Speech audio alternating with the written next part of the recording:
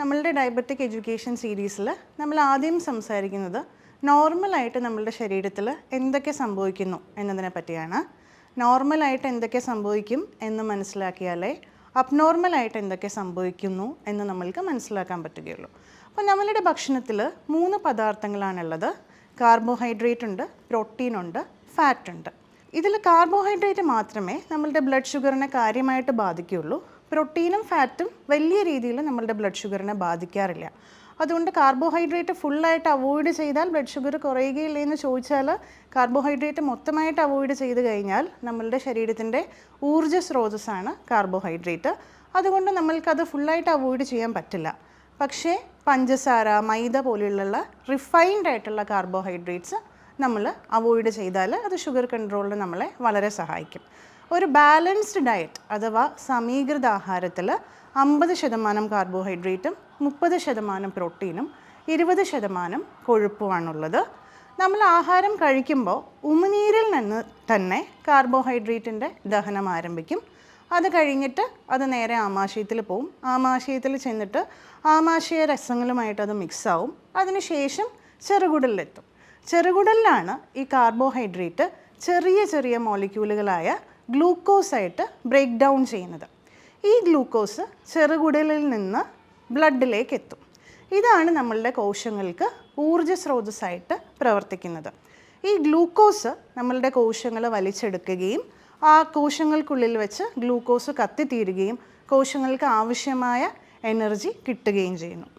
കോശങ്ങൾ ഗ്ലൂക്കോസ് എല്ലാം ഉപയോഗിച്ചതിന് ശേഷം ഈ ഗ്ലൂക്കോസ് മോളിക്യൂൾസ് നമ്മളുടെ കരളിലെത്തും. കരളിൽ ഇത് സംഭരിക്കപ്പെടുന്നു. കരളിൽ സംഭരിക്കപ്പെടുന്ന ഗ്ലൂക്കോസിൻ്റെ പേര് ഗ്ലൈക്കജൻ എന്നാണ്.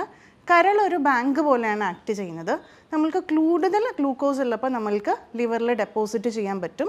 നമ്മളുടെ ഗ്ലൂക്കോസ് കുറയുമ്പോൾ അതുപോലെ തന്നെ നമ്മൾക്ക് തിരിച്ചെടുക്കാനും പറ്റും. നമ്മൾ ആവശ്യത്തിൽ കൂടുതൽ ഗ്ലൂക്കോസ് കഴിക്കുകയാണെങ്കിൽ കോശങ്ങൾ ഉപയോഗിച്ചു, അതിനുശേഷം ലിവറിൽ സംഭരിച്ചു.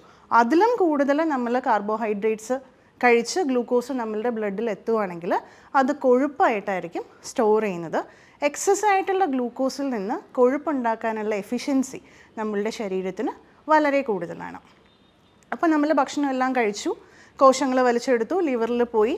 അത് കഴിയുമ്പോൾ നമ്മളുടെ ബ്ലഡ് ഷുഗർ കുറയാൻ തുടങ്ങുമ്പം നമ്മളുടെ ലിവറിൽ നിന്ന് സ്റ്റോർ ചെയ്ത് വെച്ചിരിക്കുന്ന ഗ്ലൂക്കോസ് നമ്മളുടെ ബ്ലഡിലേക്ക് വരുന്നു. 70 താഴെ സാധാരണയായിട്ട് അങ്ങനെ ഷുഗർ പോവാറില്ല. 70 താഴെ പോവുകയാണെങ്കിൽ ഷുഗർ കൂട്ടുന്ന കുറേ ഹോർമോൺസ് ഉണ്ട്. ഉദാഹരണത്തിന് glucagon, cortisol, adrenaline, growth hormone ഇവയെല്ലാം വന്ന് ഗ്ലൂക്കോസിൻ്റെ ലെവൽ കൂട്ടുകയാണ് സാധാരണയായിട്ട് ചെയ്യാറുള്ളത്. ഷുഗർ ഇല്ലാത്ത ഒരാളുടെ ബ്ലഡ് ഷുഗർ 70-നും 120-നും ഇടയ്ക്കായിരിക്കും. അവർ ഭക്ഷണം കഴിക്കുകയാണെങ്കിൽ മാക്സിമം ഒരു 20 മുതൽ 30 വരെ ഷുഗർ കൂടാറുള്ളൂ. ഈ 70 മുതൽ 120 വരെ മെയിൻറ്റെയിൻ ചെയ്യാനായിട്ട് നമ്മുടെ ബ്ലഡിൽ ആകെയുള്ള ഷുഗർ ഒരു 2 ടീസ്പൂൺ പഞ്ചസാരയുടെ അത്രേ കാണുകയുള്ളൂ. പിന്നെ നമ്മളുടെ ലിവർ ഓരോ മണിക്കൂറും 10 ഗ്രാം ഗ്ലൂക്കോസോളം ഉണ്ടാക്കിക്കൊണ്ടേ ഇരിക്കുന്നുണ്ട് കോശങ്ങളുടെ എനർജി റിക്വയർമെൻറ്റ്സ് മീറ്റ് ചെയ്യാനായിട്ട്. 10 ഗ്രാം എന്ന് പറഞ്ഞാൽ 2 ടീസ്പൂണോളം. അപ്പോൾ ലിവറിന് എങ്ങനെയൊക്കെയാണ് ഗ്ലൂക്കോസ് കിട്ടുന്നതെന്ന് വെച്ചാൽ, ഒന്ന്, അതിനകത്ത് നമ്മൾ കൂടുതലായിട്ടുള്ള ഗ്ലൂക്കോസ് സ്റ്റോർ ചെയ്ത് വെച്ചിട്ടുണ്ട്.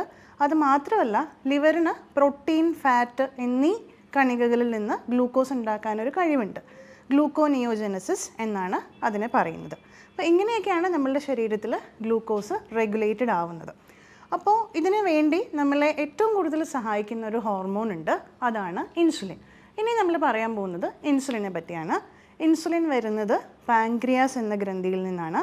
പാൻക്രിയാസ് ഗ്രന്ഥിയിലെ ഐലറ്റ്സ് ഓഫ് ലാംഗർഹാൻസ് എന്നൊരു ഭാഗത്തു നിന്നാണ് ഇത് വരുന്നത്. അതിലെ ബീറ്റാ കോശങ്ങളാണ് ഇൻസുലിൻ ഉണ്ടാക്കുന്നത്. അപ്പോൾ മൊത്തം ഐലറ്റ് ഓഫ് ലാംഗർഹാൻസിൽ ഒരു 10-200 യൂണിറ്റ് ഇൻസുലിൻ സ്റ്റോർഡ് ആയിട്ടിരിക്കുന്നുണ്ട്. ഇൻസുലിൻ എങ്ങനെ ഉണ്ടാകുന്നതെന്ന് വെച്ചാൽ, നമ്മളൊരു ഫുഡിൻ്റെ സ്മെല്ല് കേൾക്കുമ്പോൾ തന്നെ നമ്മളുടെ ബ്രെയിനിന് സിഗ്നൽ പോവും, ഫുഡ് കഴിക്കാൻ പോകുന്നു എന്നുള്ള രീതിയിൽ. അപ്പോൾ ബ്രെയിന് പാൻക്രിയാസിനെ ഇൻസുലിൻ ഉണ്ടാക്കാനായിട്ട് സ്റ്റിമുലേറ്റ് ചെയ്ത് തുടങ്ങും. അത് കഴിഞ്ഞ് ഈ ഭക്ഷണം നമ്മളുടെ ചെറുകുടലിൽ എത്തുമ്പോൾ ഇൻക്രിറ്റൻസ് എന്ന് പറയുന്ന ഹോർമോണുകളുണ്ട്. അത് ചെന്ന് പാൻക്രിയാസിനോട് പറയും കൂടുതൽ ഇൻസുലിൻ ഉണ്ടാക്കാനായിട്ട്.